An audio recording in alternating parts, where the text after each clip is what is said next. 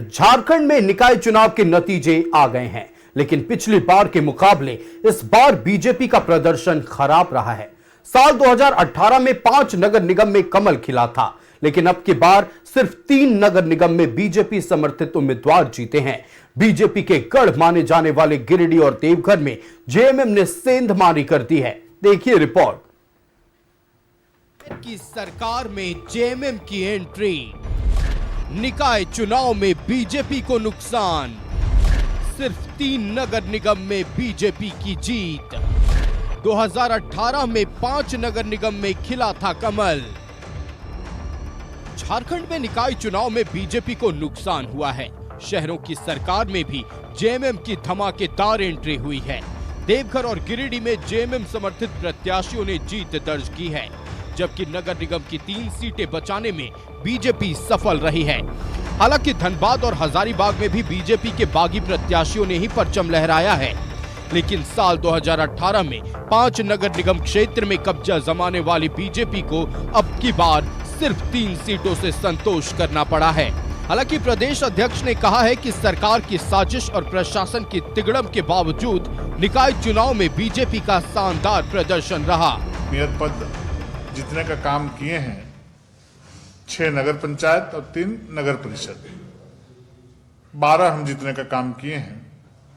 उसके अलावा हमारे कार्यकर्ता जो पार्टी प्रत्याशी के विरोध में जाकर के जो चुनाव लड़ने का काम किया, वैसे कार्यकर्ता भी 10 कार्यकर्ता जीतने का काम किए हैं, जो हमारी विचारधारा से प्रभावित है, लेकिन चुनाव लड़ने की उनके मन में लालसा थी, इच्छा थी। उन लोगों में 10 सीट जीतने का काम किया है। तो इस प्रकार से इस चुनाव सरकार लाख षड्यंत्र कर ली, लाख कोशिश की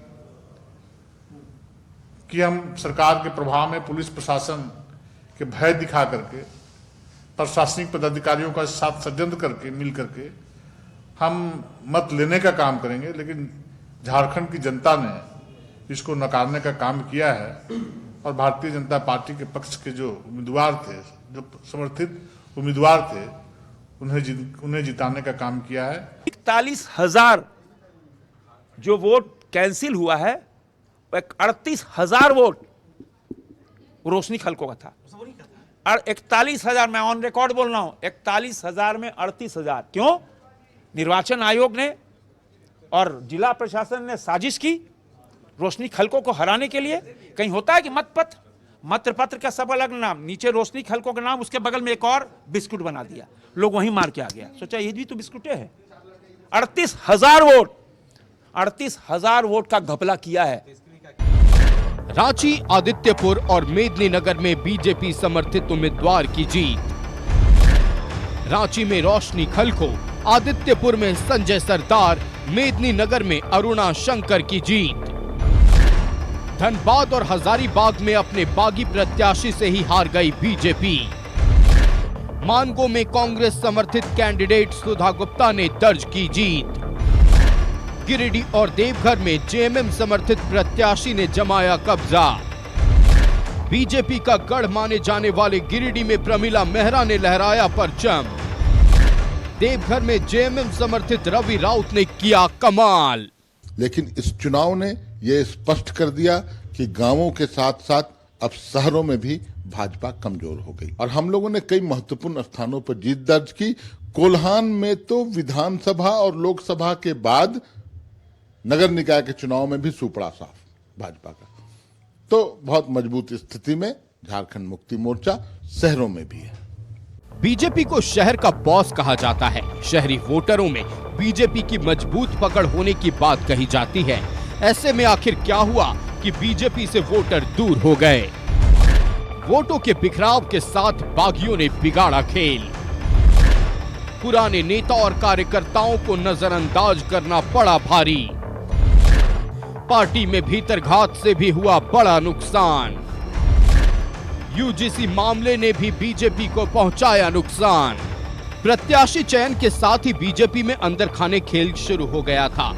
प्रत्याशी अपने प्रतिद्वंदी से निपटने से पहले पार्टी के बागियों से उलझते रहे, जिसका फायदा विरोधियों को मिला। हालांकि इस बार दलीय आधार पर चुनाव नहीं हुआ था, वहीं वोट भी बैलेट पेपर से पड़े। लेकिन जागरूकता की कमी के कारण बड़ी संख्या में वोट अमान्य करार दिए गए। बीजेपी का दावा है कि सिर्फ रांची में करीब 41,000 वोट रद्द कर दिए गए, जिसमें से 38,000 वोट रोशनी खलखो के थे। न्यूज़ 11 भारत के लिए रांची से रुचि शर्मा के साथ ब्यूरो रिपोर्ट। तो देखिए, चुनावी प्रक्रिया को लेकर खूब घमासान हुआ। प्रशासन पर कई तरह के सवाल उठे, निर्वाचन आयोग पर कई तरह के सवाल उठाए गए, लेकिन सबसे बड़ी बात यह रही पूरे चुनाव के दौरान कि जिस पार्टी को शहर का बॉस कहा जाता है, इस बार उस पार्टी को नुकसान पहुंचा है। साल 2018 में जब नगर निकाय चुनाव हुआ था, उस वक्त 5 नगर निगम की सीट पर भारतीय जनता पार्टी ने कब्जा जमाया था, लेकिन इस बार यह आंकड़ा 3 पर सिमट गया। हालांकि भारतीय जनता पार्टी के नेता यह कह रहे हैं कि धनबाद में जो प्रत्याशी संजीव सिंह हैं, जिनकी निर्णायक बढ़त अब तक रही और उम्मीद की जा रही है, लगभग तय भी है कि वो जीत जाएंगे। वहीं हजारीबाग में भी जो प्रत्याशी की जीत हुई है, उनको लेकर, इन दोनों को लेकर दावा किया जा रहा भारतीय जनता पार्टी की ओर से कि वो हमारी विचारधारा से ताल्लुक रखने वाले लोग हैं। लेकिन जहां एक तरफ शहर में बीजेपी को नुकसान हुआ, दूसरी तरफ झारखंड मुक्ति मोर्चा का पदार्पण हुआ है। धमाकेदार एंट्री हुई है, क्योंकि देवघर नगर निगम और गिरिडीह नगर निगम को बीजेपी का गढ़ माना जाता था। उस गढ़ में झारखंड मुक्ति मोर्चा ने सेंधमारी की है। हां, एक सीट जो है वो कांग्रेस के हाथ जरूर लगी है। पूर्व मंत्री बन्ना गुप्ता की पत्नी सुधा गुप्ता मानगो नगर निगम की सीट पर जीत दर्ज कर चुकी है। ऐसे में कई तरह के सवाल हैं। भारतीय जनता पार्टी के सीटों के नुकसान का कारण क्या रहा? क्या पार्टी के भीतर जो भीतरघात हुआ वो कारण रहा? क्या यूजीसी फैक्टर कहीं ना कहीं रहा? या फिर बागी उम्मीदवारों के जो संपर्क थे जनता के साथ, शहर के लोगों के साथ, वो भारी पड़ गया? इन्हीं तमाम विषयों पर हम चर्चा करेंगे। हमारे साथ हमारा गेस्ट पैनल जुड़ा है। अपने अतिथियों से आपका परिचय कराएं। मृत्युंजय शर्मा भारतीय जनता पार्टी से हमारे साथ जुड़े हुए हैं। हमारे साथ राजेश सिन्हा जी कांग्रेस पार्टी से जुड़े हुए हैं और परवाज खान जी आजसू पार्टी से हमारे साथ जुड़े हुए हैं। आप तीनों का बहुत स्वागत है न्यूजीलैंड भारत में। सबसे पहले मृत्युंजय शर्मा भारतीय जनता पार्टी से हमारे साथ, उनके पास चलते हैं। मृत्युंजय जी, 2018 में 5 नगर निगम की सीट पर आपका कब्जा। इस बार आपके समर्थित यानी भारतीय जनता पार्टी के समर्थित महज 3 उम्मीदवार जीत पाए नगर निगम की सीट पर। क्या कारण रहा? इस लॉस को आप कैसे देख रहे हैं? नहीं, सबसे पहले मुझे लगता है आयुष जी, हम इसे लॉस नहीं मानते, क्योंकि इनफैक्ट आपने खुद अपने इनिशियल एनालिसिस में कहा कि भले ही 3 समर्थित उम्मीदवार हो, बाकी 2 हजारीबाग और धनबाद भी आप देखेंगे तो हमारे ही विचार परिवार से आते हैं और हम सभी को पता है कि वो हमारे ही साथ है।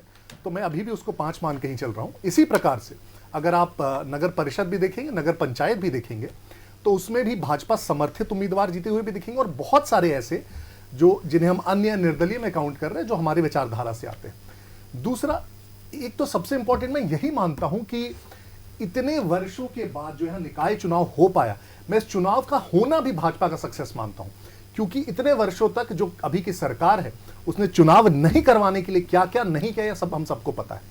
और उस चुनाव को करवाने के लिए सबसे बड़ी लड़ाई किसने इसमें लड़ी? हमारे कार्यकर्ताओं ने लड़ी, इन्हीं रोशनी खलको जी ने और यहीं के और पार्षद जो हमारी पार्टी के, उन्होंने लड़ी। और बार बार कोर्ट में जाकर कोर्ट ने यहां तक इनफैक्ट अवमानना तब लगाने की बात कही जब मुख्य सचिव पे, तब जाके इन लोगों ने चुनाव कराया। तो मुझे लगता है चुनाव का होना अपने आप में पहली भाजपा की सक्सेस है। और दूसरा, हम इस बार भी सबसे बड़ी पार्टी के रूप में उभरे, इसमें कोई डाउट नहीं है। सबसे बड़ी पार्टी अभी भी हमें, चाहे इनफैक्ट आप झामुमो और कांग्रेस को जोड़ भी दीजिए, फिर भी हम सबसे बड़ी पार्टी हैं। तो ठीक है, वो अब इसमें डिबेट हो सकता है कि आप उसे 3 माने, हम उसे 5 माने, लेकिन फिर भी अभी मैं मानता हूं जो एक तरह से वर्चस्व है शहरों में कायम रहा है।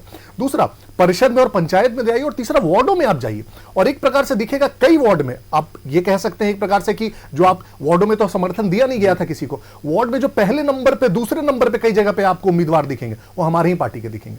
तो ये इस चीज को भी दिखाता है कि हमारी ही पार्टी के 2-2 व्यक्ति अगर पहले और दूसरे नंबर पर आ रहे हैं, तो इसका मतलब सोच लीजिए आप समर्थन कितना मजबूत है। तो मुझे बहुत सफलता की तरह मानता हूं और बिल्कुल भी किसी प्रकार की इसमें निराशा या किसी प्रकार का विफलता नहीं मानता हूं। चलिए, आप किसी प्रकार की विफलता नहीं मान रहे, चलते कांग्रेस पार्टी के पास। भारतीय जनता पार्टी को 2 सीटों का नुकसान हुआ। हालांकि इस बात से भारतीय जनता पार्टी इनकार कर रही है, क्योंकि उनके विचारधारा वाले लोग जीते हैं और एक सीट पर लगभग जीत तय मानी जा रही है। ऐसे में बीजेपी के नुकसान से कांग्रेस पार्टी खुश है या महज एक सीट आने की नाराजगी है? देखिए आयुष, सबसे पहले आपके चैनल के माध्यम से सभी दर्शकों को, जिन साथियों ने जीत दर्ज किया, उनको बधाई और शुभकामना देता हूं। उनके कंधे पे हाथों पे बड़ी जिम्मेदारी जनता ने सौंपी है। जनता जनार्दन मालिक होता है, वो चुनाव जीत करके आए उन लोगों के मतदान से। देखिए निश्चित तौर पे कांग्रेस पार्टी ने बेहतर चुनाव लड़ा, चाहे मैं रांची की बात करूं, चास की बात करूं, मेदिनीनगर की बात करूं, मानगो में हम जीते हैं। हमें जनता का अपार जन समर्थन मिला। रांची में हमें 1,44,000 वोटों का मतदान के जरिए से जनता ने हमें समर्थन दिया। हम कुछ वोटों से चूक गए, निश्चित तौर पे ये पार्टी समीक्षा करेगी कहां हमसे चूक हुई है। रही बात देखिए भारतीय जनता पार्टी की, भारतीय जनता पार्टी का हालात ये है, जिन लोगों को ये लोग सौकज किया करते थे चुनाव से पहले, आज उसे ये अपना मान रहे हैं। गले लग जा, ये हालत है भाजपा की। देखिए नुकसान सीधे तौर पे भाजपा को हुआ है। कांग्रेस पार्टी ने चुनाव लड़ा, हम लोग लोकतांत्रिक व्यवस्था के ऊपर पूरे तरीके से विश्वास रखते हैं, संविधान पर विश्वास रखते हैं। हम लोगों ने चुनाव लड़ा, कहीं तो जरूर चूक हुई है, उस पर हम लोग समीक्षा करेंगे कि क्यों हम लोग दो तीन नगर परिषद में हम लोग चुनाव आ रहा है। जैसे मेदिनीनगर की बात करूं तो एकदम कांटे का टक्कर रहा, कुछ एक वोटों से हम लोग चुनाव हारे। आपको बता दूं चास की बात करूं तो कुछ एक वोटों से हम लोग चुनाव हारे, और हजारीबाग में आप लोगों ने निश्चित तौर पर दूसरे नंबर पे रहे। आप अगर 9 सीटों का आंकड़ा देखिएगा तो उसमें पहले और दूसरे नंबर पे कांग्रेस समर्थित उम्मीदवार रहे। क्योंकि सैंबल पे चुनाव नहीं था आयुष, फिर भी कांग्रेस समर्पित उम्मीदवार सभी पार्टियों ने अपना अपना समर्थन दिया था। तो कांग्रेस की अच्छी उपस्थिति नगर निकाय चुनाव में रही, ये मैं कह सकता हूं। और रही बात भारतीय जनता पार्टी की, तो भारतीय जनता पार्टी का हाल वही आप देख रहे हैं। अभी संजीव सिंह जीत करके आए हैं तो ये कह रहे हमारे लोग हैं, हजारीबाग में जीत करके आए ये कह रहे हमारे लोग हैं जिनको ये सौकोच किया करते थे। देखिए जनता ने उनको निर्दलीय चुनाव जिता कर भेजा। इस तरह से अगर हम लोग देखेंगे तब तो हम रांची में चुनाव हारे, निश्चित तौर पे अगर झामुमो और कांग्रेस साथ में लड़ती तो हम चुनाव जीते। सवाल पर आ ही रहा था कि बाद में अगर कांग्रेस और झामुमो साथ में लड़ती तब हम जीते हुए थे। हम लोग अलग अलग चुनाव लड़े, तो उसका हम लोगों को कहीं ना कहीं थोड़ा नुकसान भी हुआ। उसकी भरपाई हम लोग देखते हैं किस प्रकार किया जाए। आगे बहुत ज्यादा जरूरत नहीं है कि इस विषय पर समीक्षा कीजिए, न सिर्फ कांग्रेस पार्टी के भीतर बल्कि पूरे महागठबंधन के जो साथी एक साथ बैठे और इस पर बात की जाए। राजेश जी, देखिए बिल्कुल बात करनी चाहिए। और माननीय मुख्यमंत्री आदरणीय हेमंत सोरेन जी के नेतृत्व में हमारी यहाँ सरकार बनी है और हेमंत सोरेन जी राज्य के सबसे लोकप्रिय नेता है, सभी लोग जानते हैं। क्या वजह रही ये पार्टी का शीर्ष नेतृत्व जानेगा कि क्यों ऐसा हुआ और हम लोग अलग अलग चुनाव लड़े। निश्चित तौर पर समीक्षा होनी चाहिए और समीक्षा होकर के बैठ करके बात होनी चाहिए कि कहां चूक हुई। उस चूक को हम लोग आने वाले समय में भरपाई करने का प्रयास करेंगे। आयुष, रांची में मैं आपको बता दूं कि 1,44,000 वोट तो कांग्रेस समर्थित उम्मीदवार को मिला। पूरे विपक्ष का अगर मैं जोड़ दूं तो 3,08,000 वोट विपक्ष के पूरे नेताओं को मिला जो लोग चुनाव लड़े हैं, और रोशनी खलको जी को 1,57,000 वोट मिला। तो इसलिए मुझे ऐसा लगता है कि उनको एक अच्छा मौका मिला है। उनको पारदर्शिता बरतते हुए शहर को अच्छा शानदार बनाने की जरूरत है। यह नहीं कि अहंकार में डूबे रहे, इतराते रहे। अब रांची महानगर का मेयर रोशनी खलको जी है, उनको सभी को साथ लेकर के चलने की जिम्मेदारी उनकी बढ़ गई है। मैं आपको बता देना चाहता हूं। चलिए ठीक है, आप लोग ये बात कर रहे हैं कि आप लोग अगर एक साथ होते तो, और ये सच्चाई भी है कि एक साथ होते तो कई एक सीटों पर आप लोगों की जीत होती, थोड़ा साफ हो जाता भाजपा का। ठीक है, अब बात बता रहे हैं कि महागठबंधन का उस वक्त समीकरण बैठा नहीं। अब इस पे आप लोग समीक्षा ही कीजिएगा तो बेहतर होगा, इस पर बात ना करें अब तो ज्यादा अच्छा होगा। हम चलते हैं प्रवास खान जी के पास, आजसू पार्टी से। प्रवास जी, देखिए कौन जीता कौन हारा, मैं इस पर आपसे बात नहीं करूंगा। जो आरोप लगते रहे उस पर बात करें। आज रक्षा राज्य मंत्री संजय सेठ जी ने यह कहा है कि रांची में सिर्फ 41,000 वोट कैंसिल हुए हैं और जिसमें 38,000 वोट रोशनी खलको के थे। यह एक बहुत गंभीर मुद्दा है। प्रवास जी देखिए, सबसे पहले तो आप पता नहीं दलीय आधार पे आप बीजेपी से और कांग्रेस से आपने सवाल पूछा, लेकिन हम पहले स्पष्ट कर देते हैं कि हमारा सारा फोकस झारखंड और झारखंडियत पे था जी। आप देखिएगा कि ये जो लंबे काल तक जो नगर निकाय का चुनाव नहीं हुआ था, 48 नगर निकाय जो नेतृत्व विहीन हो गया था, क्यों हुआ था? हम लोगों ने झारखंड की अस्मिता के बात के लिए, झारखंड के लोगों की राइट के लिए किया था। ये सरकार पंचायत चुनाव ओबीसी को नेतृत्व विहीन कर दी थी और इसी ओबीसी आबादी को नेतृत्व देने के लिए हमारे माननीय सांसद श्री चंद्र प्रकाश चौधरी जी ने एपेक्स कोर्ट तक गए थे और हमारा आजसू पार्टी का ही देन था कि एपेक्स कोर्ट का गाइडलाइन आया कि ओबीसी आरक्षण आपको सुनिश्चित कराना होगा नगर निकाय चुनाव में। और आज हम इस पे मतलब एक तरह से हम संतुष्ट हो गए कि कम से कम हम लोग की प्रयास ने ओबीसी को जो नेतृत्व विहीन करने का जो ये सरकार जो सोची थी, आज हम लोगों ने 48 नगर निकाय का जो चुनाव हुआ उसमें एक बड़ी आबादी को हम लोगों ने नेतृत्व देने का प्रयास किया और प्रयास हम लोगों ने सफल रहा। आज जो 48 नगर निकाय चुनाव में लोग जीत के जो आए हैं, तो हर एक तबका को देखिएगा कि नेतृत्व का क्षमता मिला है, इसी के लिए हम संतुष्ट है। थोड़ा सा देखिए त्रुटि हुआ था, इस सरकार की जो मानसिकता है कहीं ना कहीं हर एक चीज को छलने वाली बात आती है। यहाँ छलने वाली बात इसलिए मैं बोल रहा हूँ कि आप देखेंगे कि ओबीसी आबादी को दिए, लेकिन यहाँ शेड्यूल कास्ट को ले आकर आप धनबाद में देखिएगा रोस्टर विवाद करके, वहां पे लगा कहीं ना कहीं शेड्यूल कास्ट को आप वहां पे छलने का काम किए।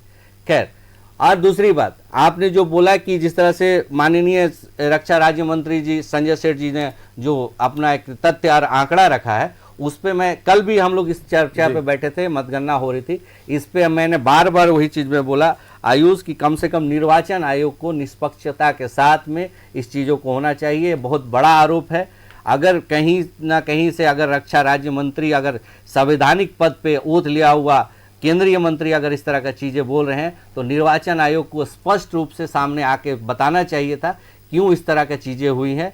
क्या राज्य सरकार निर्वाचन आयोग को टूल किट की तरह इस्तेमाल कर रही थी? प्रशासन जिस तरह से जो व्यवहार कर रहा था, क्योंकि हम लोग देखे कि जब चुनाव प्रचार हो रहा था, चुनाव प्रचार के दौरान भी इस तरह का चीज देख रहा था कि पक्षपात की भूमिका दिखाई दे रही थी। अब बार बार हम लोग इस चीज को दिखा रहे थे, इंगित भी करा रहे थे, लेकिन निर्वाचन आयोग उस तरह की चीजों को नहीं कर पा रहा था। आप देखेंगे कि पोस्टर से लेके हर एक चीज पे रहा, लेकिन ये जो समस्या आया है, तो कम से कम निर्वाचन आयोग को अपनी स्पष्ट जो संवैधानिक एक संस्था है उसको अपना जो उसके लिए जो गरिमा है और जो लोगों को विश्वास है, उस विश्वास को एटलीस्ट कम से कम जो माननीय झारखंड हाई कोर्ट ने आदेश दिया था कि आपको 48 घंटा जो एक टाइम बॉन्ड दिया गया था कि आपको ये मंथ 1 मार्च तक में आपको कंप्लीट कर देना है, 31 तो हाँ, तो उस चीज को आपको कंप्लीट कर देना है। तो ये कंप्लीट कर देना है, तो सारा जब चीज अब सुचारू रूप से हो गया, तो कम से कम मैं यही चाहूंगा कि निर्वाचन आयोग में जो लोग हैं, यहाँ पे लोग हैं, वो आए, सामने आए, मीडिया के सामने आए और उस चीज़ों को स्पष्ट करें, क्योंकि जनादेश जनता ने दिया है। और अगर जनता का वोट इनवैलिड होता है, तो एक एक वोट के चलते बहुत ऐसे प्रत्याशी हैं जिनका किस्मत दगा दे गया है वोट के चलते, तो उनको भी संतुष्ट करना निर्वाचन आयोग की। चलिए, निर्वाचन आयोग से कई तरह की उम्मीदें हैं और साफ तौर पर यह कहा जा रहा है कि पारदर्शी तरीके से जो भी गड़बड़ियों के आरोप लगाए हैं उस पर बयान सामने आना चाहिए। हम चलते भारतीय जनता पार्टी के पास। मृत्युंजय जी, कुछ दिन पहले जिस खिलाड़ी को आप लोग बगावत करने के लिए शोकॉज जारी कर रहे थे, आज उसे अपना मान रहे, मतलब चित भी मेरी पट भी मेरा, ऐसे कैसे चलेगा सर? देखिए, जितने भी अध्यक्ष पद थे उसके लिए हम लोगों ने समर्थन दिया था किसी न किसी उम्मीदवार को, वार्ड पार्षदों में नहीं दिया था। तो जहां कहीं भी हमने समर्थन दिया तो पार्टी बहुत क्लियर होती है कि अगर एक व्यक्ति को हमने समर्थन दिया है तो दूसरे जो भी कार्यकर्ता हो वो पार्टी के निर्णय को सर्वोपरि मानकर वो अपना, अगर उन्होंने नॉमिनेशन भरा है तो वापस ले लें, नहीं भरा है तो ना नॉमिनेशन भरे। तो बहुत क्लियर, हमारा प्रोसेस उसमें बहुत क्लियर है।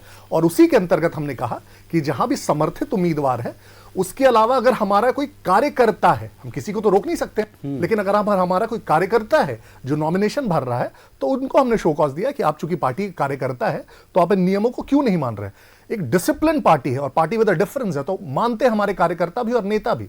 हैविंग सेड दैट, अगर उन्हें हमें शो कॉज नोटिस भेजा है तो क्यों भेजा है, ये भी बहुत इंपॉर्टेंट। वो हमारे कार्यकर्ता इसलिए हमें भेजा है। तो आप इस बात को, ठीक है, अभी भी उनसे हम सवाल पूछेंगे, ये सवाल अभी तक गया नहीं है, ये समझिए आयुष जी, सवाल अभी भी वही है, लेकिन ये भी हम मान रहे हैं कि वो हमारे कार्यकर्ता है, इसमें तो कहीं दो मत नहीं है, कोई चित और पट नहीं है।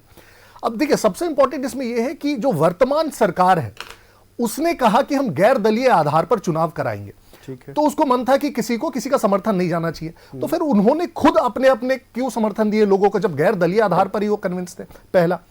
दूसरा, इन्होंने कहा हम ईवीएम से हम वोटिंग नहीं करेंगे, हम बैलेट बॉक्स से करेंगे। चलिए, हम इसे ही मान लेते हैं कि आपको प्रोसेस लगा होगा, बैलेट बॉक्स से कराइए। लेकिन जिस प्रकार की कुव्यवस्था पूरे वोटिंग प्रोसेस के दौरान दिखेगी, आप उसको देखिए। इनफैक्ट आपने एक सवाल पूछा, मैं उसको बस एक्सटेंड कर रहा हूं। वोटिंग के दिन, और ये मैं नहीं कह रहा हूं, सारे न्यूज़पेपर्स और मीडिया हाउसेस ने रिपोर्ट किया, जिस प्रकार से कोई जिस बूथ पे जा रहा है उसको वहां पे अपना नाम नहीं मिल रहा है। एक ही परिवार के लोग 4-4 बूथ पे बांट दिए गए हैं, किसी के घर में वोटर पर्ची नहीं पहुंची। किसकी जिम्मेदारी है? ये वोटर पर्ची कौन पहुंचाता है? बीएलएस पहुंचाता है। बीएलएस किसके कर्मचारी होते हैं? जो वोटर अवेयरनेस होता है किसका काम होता है? स्वीप, ये जिला प्रशासन का काम होता है। जो रिटर्निंग ऑफिसर एआरओज होते हैं कौन होते हैं? यही डीएम और एसडीएम्स होते हैं। तो पूरी जो व्यवस्था आप जैसे भी कराइए, गैर दलीय, दलीय, बैलेट बॉक्स, ईवीएम, हमने कहीं भी इनकी तरह, कम से कम कांग्रेस की तरह वोट चोरी और बैलेट बॉक्सेस चोरी और फलाना ढिमकाना ये तो नहीं कहा। हमने कहा हमें लोकतंत्र में विश्वास आज भी है, जीते तब भी रहेगा, हारेंगे तब भी रहेगा। और वही देखिए अब हुआ क्या, चूंकि आपने बेसिक अवेयरनेस प्रोग्राम्स नहीं चलाए। देखिए एक बहुत बड़ा तबका है आयुष जी, इनफैक्ट जो 30-35 साल से कम का है, उन्होंने कभी वो बैलेट बॉक्सेस नहीं देखे आज तक। उन्हें पता नहीं कि मोहर कैसे लगाते हैं। तो क्या बेसिक रिस्पॉन्सिबिलिटी नहीं होती? निश्चित तौर पर देखिए हम इस बात पर आएंगे, चूंकि बेहद महत्वपूर्ण विषय, इस पर हम विस्तार से बात करेंगे कि जिन्हें ट्रेनिंग नहीं मिला, जिनके पास जागरूकता नहीं है कि बैलेट बॉक्स पर और बैलेट पेपर पर कैसे हम मतदान करते हैं, वो आखिरकार कैसे मतदान करेंगे, उनकी जागरूकता नहीं थी। शायद ये भी वजह रही कि कई वोटों को अमान्य करार दिया गया। चूंकि चुनाव खत्म हो चुका है, मतगणना भी करीब करीब पूरी हो चुकी है, कुछ एक सीटों को छोड़ दें तो करीब हर जगह नतीजे सामने आ चुके हैं। हम बीजेपी के नुकसान के बारे में चर्चा कर रहे थे, कांग्रेस के नुकसान के बारे में चर्चा कर रहे थे, झारखंड मुक्ति मोर्चे के धमाकेदार प्रदर्शन के बारे में चर्चा कर रहे थे और चर्चा कर रहे थे पूरे चुनावी प्रक्रिया को लेकर। हम चलते भारतीय जनता पार्टी के पास एक बार फिर। मृत्युंजय जी, बात पूरी नहीं हुई थी, चंद शब्दों में से पूरा करें। मैं बस यही कह रहा हूं कि जो चुनावी प्रक्रिया आपने अपनाई और मैं उसको स्वीकार कर रहा हूं, जो भी आपका फाइनल स्ट्रक्चर था, लेकिन उस चुनावी प्रक्रिया के दौरान आपकी ये रिस्पॉन्सिबिलिटी है। देखिए हमारा जो लोकतंत्र है वो किस पे बेस्ड है कि सारे वोटों का अधिकार एक है, राइट? तो जो 41,000 का नंबर गया, और ये तो आंकड़ा है ना, इसमें तो कोई डाउट है नहीं। तो 41,000 लोग जो बूथ पर गए, उनमें से बहुत सारे लोग, और ये जो बूथ पर गए उनको जो बैलेट पेपर्स मिले, उन्होंने गलत डाला, इधर मुहर मार दिया, 2 बार मार दिया, गलत मोड़ दिया, ये सिखाने का काम किसका था? और दूसरी बात, ये 41,000 लोग जो वोट्स इनवैलिड हुए, क्या आपको लगता है उनमें से ज्यादातर किस प्रकार के लोग होंगे? ये सारे ग्रेजुएट्स और बहुत पढ़े लिखे लोग होंगे क्या? सबसे आम नागरिक हो सकता है, अशिक्षित लोग होंगे, ये ऐसे लोग होंगे हो सकता है जो दिन की दिहाड़ी छोड़ के आके वोट डालने गए होंगे। तो ये 41,000 लोग जिन्होंने अपना दिन का समय निकालकर वोटिंग किया और उनका वोट बर्बाद किया, इसके लिए जिम्मेदार कौन है? इसकी जिम्मेदारी कौन लेगा? और ये सिर्फ राज्य की परिस्थिति नहीं है, ये पूरे राज्य की परिस्थिति है। तो 21वीं सदी में 2025 में अगर हम वोटिंग भी ढंग से नहीं करा पा रहे और उसके बाद हम कह रहे और उसके बाद उल्टा इल्जाम बार बार लगाएंगे कि लोकतंत्र की हत्या हो रही है और क्या हो रहा है, यही अगर इसी समय अगर भाजपा चुनाव करा रही होती और कांग्रेस का जो रिजल्ट एग्जैक्टली यही रिजल्ट आया होता, तो मैं दावे के साथ कह सकता हूं कि लोकतंत्र की हत्या अभी तक शुरू हो गई होती और वोट चोरी का। चलिए आपके सवालों का जवाब हम कांग्रेस कोई भी एक चुनाव, आयुष जी मैं बस पूछ ले रहा हूं, कोई भी एक चुनाव बता दीजिए पिछले 10-20 चुनाव जिसमें कांग्रेस हारी है। मुझे लगा 95 चुनाव के बारे में लोकतंत्र की हत्या नहीं बोला हो। मुझे लगा 95 चुनाव के बारे में पूछेंगे। बहरहाल हम चलते हैं फिलहाल कांग्रेस पार्टी के पास। हमारे साथ राजेश सिन्हा सनी जी है। राजेश जी, सबसे बड़ा सवाल यह है कि देखिए रिजल्ट आ गया, उससे बाद कुछ नहीं हो रहा, उसके पहले से शुरुआती दिन जब से आदर्श आचार संहिता लागू हुआ है तब से लेकर भारतीय जनता पार्टी यह सवाल पूछती आई है कि प्रक्रिया पर विशेष तरीके से ध्यान क्यों नहीं दिया जा रहा है, जागरूकता क्यों नहीं चलाई जा रही है। और वोटिंग के दिन जो हमें देखने को मिला, यह कुप्रबंधन का सबसे बड़ा उदाहरण था। पीने के पानी तक की व्यवस्था नहीं, बूथों पर दिव्यांगजनों के लिए, बुजुर्गों के लिए व्हील चेयर की व्यवस्था नहीं। सर ऐसे कैसे मतदान हो जाता है? और हुआ भी तो देखिए कैसे अमान्य वोट हो जा रहे हैं। देखिए आयुष, जब से चुनावी प्रक्रिया की शुरुआत हुई, चुनाव 1-2 साल देरी से हुआ हमारे राज्य में, 2 साल लगभग मुझे ऐसा लगता है, 23 में कार्यकाल समाप्त हो चुका था। 6 साल जब चुनावी प्रक्रिया शुरू हुई तब से भारतीय जनता पार्टी के लोग इसका विरोध करना शुरू किया। पहले ये लोग हल्ला कर रहे थे कि चुनाव कराओ, चुनाव कराओ, चुनाव कराओ। जब सरकार और चुनाव आयोग, राज्य निर्वाचन आयोग इलेक्शन की प्रक्रिया की शुरुआत किया तो ये लोग फिर हल्ला गुल्ला करना शुरू किए कि चुनाव फेयर नहीं होगा, चुनाव फेयर नहीं होगा। कल भी मैं आपके चैनल में बैठा था, आज चैनल में जब डिबेट पे बैठा तो जिस प्रकार तीसरे राउंड पे 50 नगर निगम में कांग्रेस पार्टी की प्रत्याशी का बढ़त हुआ तो हमने इनके प्रवक्ता को देखा कि तिलमिला गए, भारतीय जनता पार्टी के प्रदेश अध्यक्ष तिलमिला गए कि कैसे तीसरे राउंड में कांग्रेस का प्रत्याशी आगे बढ़ गया। अरे भाई, चुनावी प्रक्रिया तीसरे राउंड, चौथे राउंड, 5वें राउंड जब तक काउंटिंग नहीं होता तब तक तो आगे पीछे लोग होते ही है। मतदाता ने जिनको चुन करके भेजा, जिनको वोट दिया, हो सकता है उनके क्षेत्र का वोट खुला हो सकता है जहां उनकी पॉपुलैरिटी हो, जहां उन्होंने काम किया हो, उनके क्षेत्र का वोट खुला हो। तो कल क्या हुआ, सीधे तौर पे ये लोग हल्ला करने लगे कि चुनाव राज्य लेकिन राजेश जी, जीत तो आपकी मानगो में भी हुई, मानगो को लेकर के सवाल नहीं पूछा गया। आयुष, अगर रांची नगर निगम ये लोग नहीं जीतते, तब मैं आपको बता रहा हूं, इन लोगों का शहर पे आपको देखने को मिलता कि किस प्रकार खिसियानी बिल्ली खंबा नोचती है। ये लोग जिस तरह हल्ला कर रहे थे पिछले दिनों से लगातार, चुनाव नहीं हुआ था, चुनाव होने के बाद काउंटिंग स्थल पे पहुंच करके अभी जो रांची की मेयर बन गई है, उनको भरोसा नहीं था ये लोकतांत्रिक व्यवस्था पर, संविधान के ऊपर। कांग्रेस पार्टी ऐसी पार्टी है इस पूरे भारत देश में लगातार संविधान की लड़ाई लड़ रही है, संविधान को बचाने के लिए लड़ाई लड़ रही है, और संविधान को बनाने में भी आयुषी की भारत देश की आजादी में सबसे बड़ा योगदान अगर किसी का रहा तो कांग्रेस पार्टी के नेताओं का रहा, जिन लोगों ने मैं एक सवाल पूछ लूं, कुर्बानियां देकर के एक सवाल मैं पूछ लूं आयुष। इस पर मैं एक सवाल आपसे पूछ लूं। आप लोग संविधान की लड़ाई लड़ रहे, बहुत अच्छी बात है, लेकिन संविधान में जो सबसे बड़ा अधिकार है मताधिकार का, 20,000 मतदान कर्मियों को, 30,000 सुरक्षा बलों को आप लोगों ने उनके मताधिकार से वंचित कर दिया। इस पर और कुछ भी आप नहीं बोल रहे। देखिए आयुष, मैं तो एक्सेप्ट भी करता हूं जहां गलतियां होती है, वहां भी 41,000 मतदाताओं की बात हो रही थी। निश्चित तौर पे 41,000 मतदाताओं, मैं आपको चैलेंज के साथ बता देता हूं चैनल पे, हो सकता है कि 40,000 मतदाता हमारे गठबंधन के कांग्रेस समर्थित उम्मीदवार के वोटर हो सकता है, हो सकता है।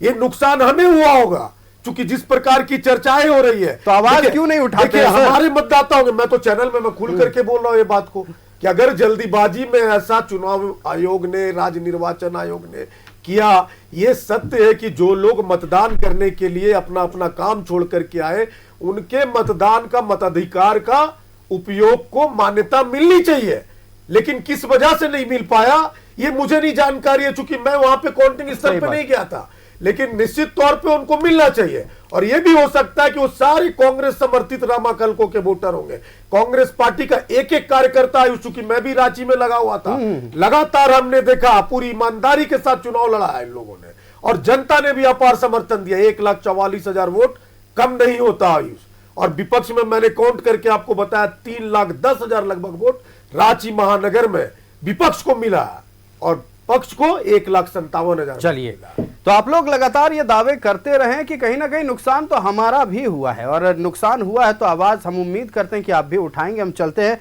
अब कांग्रेस, माफ कीजिएगा, आजसू पार्टी के पास परवाज खान जी हमारे से। परवाज जी, स्पष्ट नहीं हो पाया कहीं ना कहीं पूरे चुनाव के दौरान कि आजसू पार्टी ने अपने कितने समर्थित उम्मीदवार उतारे थे, किनकी जीत हुई। नगर निगम में तो खासतौर पर ऐसा दिखा नहीं, लेकिन नगर परिषद और नगर पंचायत क्षेत्रों में हमें यह स्पष्ट पता नहीं चल पाया कि आजसू पार्टी ने कितने उम्मीदवार उतारे थे, या कितने उम्मीदवारों को समर्थन दिया था, और कितनों की जीत हुई है, कितनों को हार का चेहरा देखना पड़ा है।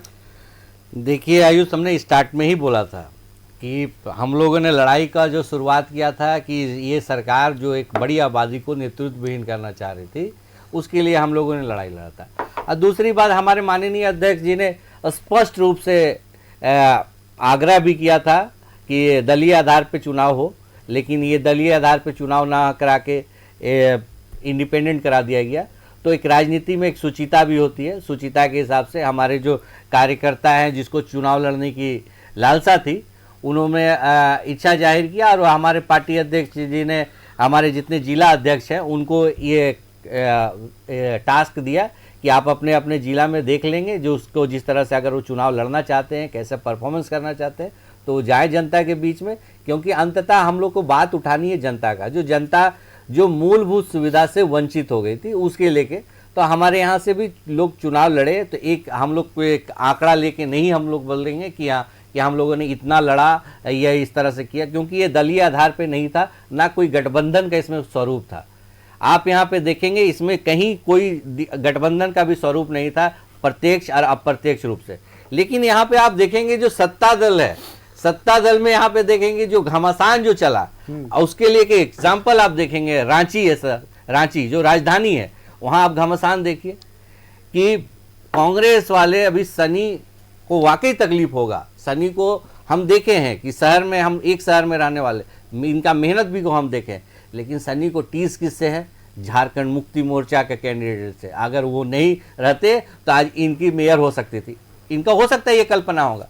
लेकिन सनी को इसमें भी एक संतुष्टि है कि इनके कांग्रेस के नेता जो मेयर के प्रत्याशी राज्यसभा सांसद के बेटे के जो वार्ड में, उनको हरा दिए, तो इससे ये संतुष्टि ले रहे।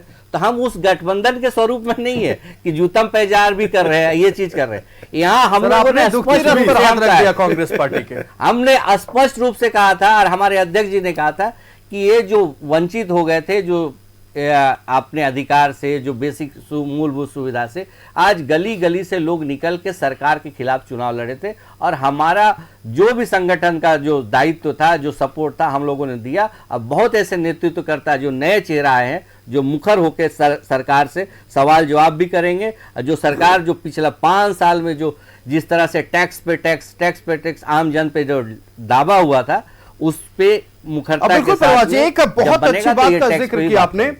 सबसे अच्छी बात यह रही कि इस बार के नगर निकाय चुनाव में कई नए चेहरे आए और युवा चेहरे आए हैं, और सबसे बड़ी बात यह है कि शहर की सरकार तक बात अपने वार्ड की पहुंचाने का वो काम करेंगे। फिलहाल चलते भारतीय जनता पार्टी के पास। मृत्युंजय जी, एक सवाल सबसे बड़ा ये उठ रहा है कि जिसका प्रचार भारतीय जनता पार्टी के बड़े नेता करते हैं वो चौथे नंबर पर है, जिसको सोकॉज करते हैं वो पहले नंबर पर है। ऐसे में कहीं ना कहीं ये तो सवाल सबके मन में रहा कि मेहनत हमारी बेकार चली गई, हमारे जो समर्थित प्रत्याशी थे वो इतना भी दमखम नहीं दिखा पाए कि 2 नंबर पर कम से कम फाइट दे सके। नहीं, कई बार क्या होता है आयुष जी कि आप पोस्ट फैक्टो जब किसी चीज के एनालिसिस करते हैं, और ये हर एक चुनाव में होता है, तो उसके बाद चीजें बड़ी साफ नजर आने लगती है। तो उसके बाद सबको नजर आने लगता है कि टिकट गलत बता था, तो हाँ ये गलती हुई थी। लेकिन यही सवाल इनफैक्ट मैं आयुष जी आपसे पूछूं कि क्या 2 दिन पहले इसी जगह पे, इस रूम में बैठे हुए कोई भी व्यक्ति ये अज्यूम कर सकते थे या प्रेडिक्ट कर सकते थे कि संजीव सिंह जी जीतेंगे वहां पे? शायद ही कोई होगा जिसने किया होगा। लेकिन क्या हुआ, जब से टिकट बटा और उसके बीच जब प्रचार भी चल रहा था और फाइनली जब वोटिंग हुई, उसके बीच में बहुत सारी चीजें होती है, बहुत सारी घटनाएं होती हैं। क्या नैरेटिव बनता है चुनाव के आखिरी दिनों में, वो बहुत महत्वपूर्ण होता है। किसी मुद्दे पे पोलराइजेशन हो गया क्या, वो बहुत महत्वपूर्ण होता है। तो इन चीजों को आपको कौन सा मुद्दा लगता है जिसके कारण पोलराइजेशन? मैं एक एग्जांपल दे रहा हूं आयुष जी। तो कई बार आप ना जब टिकट बांट रहे होते हैं, यूजीसी फैक्टर लगता है क्या वो मुद्दा? देखिए, मुझे बहुत ज्यादा नहीं लगता है, हो सकता है कुछ कुछ पॉकेट्स में उसके इन्फ्लुएंस रहे होंगे, लेकिन मुझे एज अ स्वीपिंग आप बोलेंगे कि स्वीपिंग मुद्दा रहा अक्रॉस, तो मुझे नहीं लगता है। तो मैं वही कह रहा हूं कि जब आपने टिकट बांटा और जब तक वोटिंग हो, उसके बीच कई सारे ऐसी चीजें होती है, नैरेटिव्स बनते हैं, पोलराइजेशंस होते हैं, जिसके कारण कई बार स्विंग होता है। और उसके कारण कई बार ऐसे ऐसे सरप्राइजेस आए जिसमें लोगों ने नाम नहीं सुना होता, कैंडिडेट का सोचा नहीं होता है, निर्दलीय कैंडिडेट वैसे जीत कर आ जाते हैं। तो इसलिए पोस्ट फैक्टो एनालिसिस करते हुए बड़ा आसान लगता है कहना, लेकिन फिर से प्रोसेस जो है पार्टी का वो ज्यादा महत्वपूर्ण है आयुष जी। और प्रोसेस के तहत हमने जिसे समर्थन दिया, हम उसके साथ खड़े हैं, चाहे जो भी रिजल्ट है। वो हमारे कार्यकर्ता थे, हमारे कार्यकर्ता रहेंगे, और हम उस हार को भी स्वीकार करते हैं और स्वीकार करके फिर विश्लेषण भी करेंगे कि इसमें क्या बेहतर कर सकते थे, इसमें जरा सा भी मुंह नहीं चुराएंगे। और ये कहते हुए उनको भी इनफैक्ट हम साधुवाद देते हैं, उनको शुभकामनाएं देते हैं, जो भी जीत के आए, चाहे वो हमारी विचारधाराओं की, दूसरी विचारधाराओं की। ये मैं बोल रहा हूं एज अ पार्टी हम इस प्रोसेस को एस्टैब्लिश कर रखे हैं। इसको अगर आप कंपेयर करेंगे दूसरी पार्टी से, कांग्रेस या झामुमो से, तो वहां आपको वो डिफरेंस दिखेगा। सनी भाई बहुत अच्छे से बात कर रहे थे कि अगर झामुमो और कांग्रेस जुड़ जाती तो बीजेपी का सुपड़ा साफ हो जाता। मैं तो कहता हूं जुड़ जाना चाहिए था, किसने रोका? दूसरा, आप तो जुड़ जाते, लेकिन आप ही के बहुत बड़े नेता के.एन. त्रिपाठी जी, इतने बड़े नेता है, वरिष्ठ नेता, आपके मंत्री रहे हुए, उन्होंने क्या कहा भाषण में, आप सबने सुना है। उन्होंने तो कह दिया कि झामुमो की सरकार गिरने वाली है, वो तो बीजेपी के साथ जाने वाले हैं। आप ही के जो इनफैक्ट उम्मीदवार, मन में लड्डू बीच में मत बोलिए सनी जी, आप ही के जो एक उम्मीदवार जीत के आए मानगो से, उन्हीं के पति बन्ना गुप्ता ने जयपुर में अधिवेशन में क्या कहा था, आपको याद होगा कि कांग्रेस को झामुमो का साथ छोड़ देना चाहिए। झामुमो का जो वोट बैंक है, कांग्रेस का जो वोट बैंक है, उसको झामुमो अपने पास खींच रही है, इससे कांग्रेस को सिर्फ नुकसान ही नुकसान हो रहा है। तो किसने किया, किसने मना किया? आप जुड़ जाते।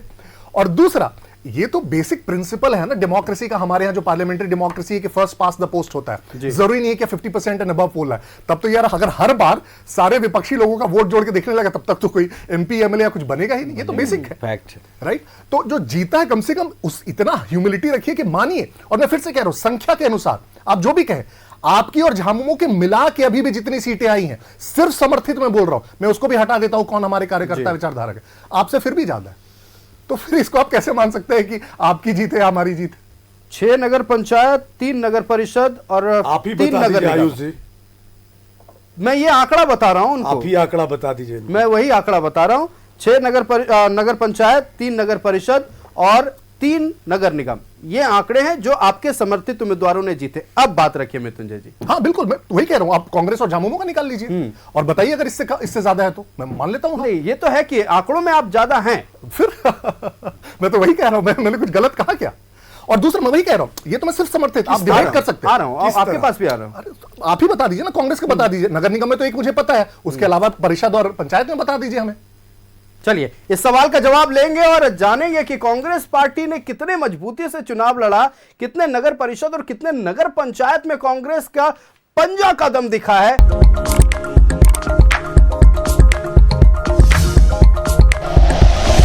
Like and share videos, subscribe करें हमारा चैनल और प्रेस करें बेल आइकॉन। न्यूज़ 11 भारत, सच है तो दिखेगा।